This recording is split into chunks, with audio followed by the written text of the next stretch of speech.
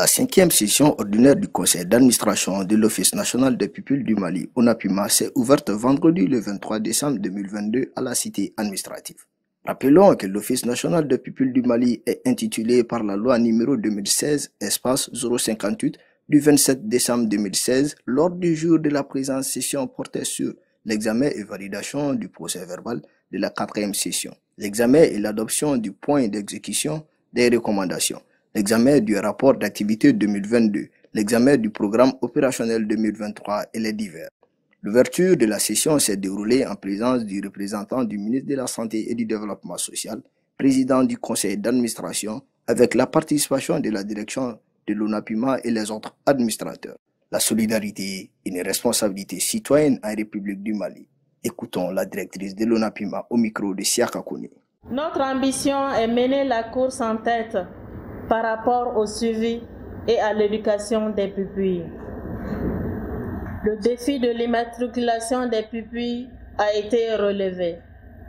Je peux vous assurer que l'ONAPIMA s'est investi sans lésigner ses efforts sur cette question au cours de cette année 2022.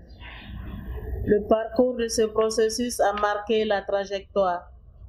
Cette ambition affichée et avérée a donc conditionné nos actions quotidiennes afin de faire de ce défi un véritable succès. Quelques chiffres parlent d'eux-mêmes pour dresser ce bilan. En effet, nous avons au total immatriculé 1231 pupilles, dont 287 nouveaux depuis le 2 septembre 2022. Et enfin, 127 viennent d'être adoptés au Conseil des ministres du mercredi dernier. Que le gouvernement soit remercié, ainsi que le département de la santé. Ce qui nous donne un total de 1356 pupilles, dont 134 pupilles de l'État. Au 31 décembre 2022, nous aurons un cumul de 41 pupilles qui seront sorties de la prise en charge.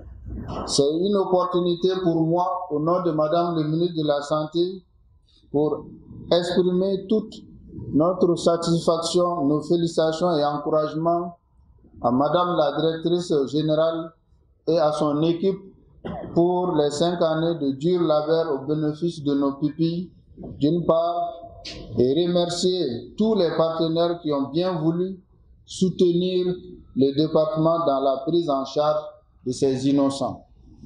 Je salue la détermination et la vision stratégique des enjeux doublés d'un talent de mise en œuvre puisque dans les moindres détails de l'équipe au niveau de l'ONAPIMA.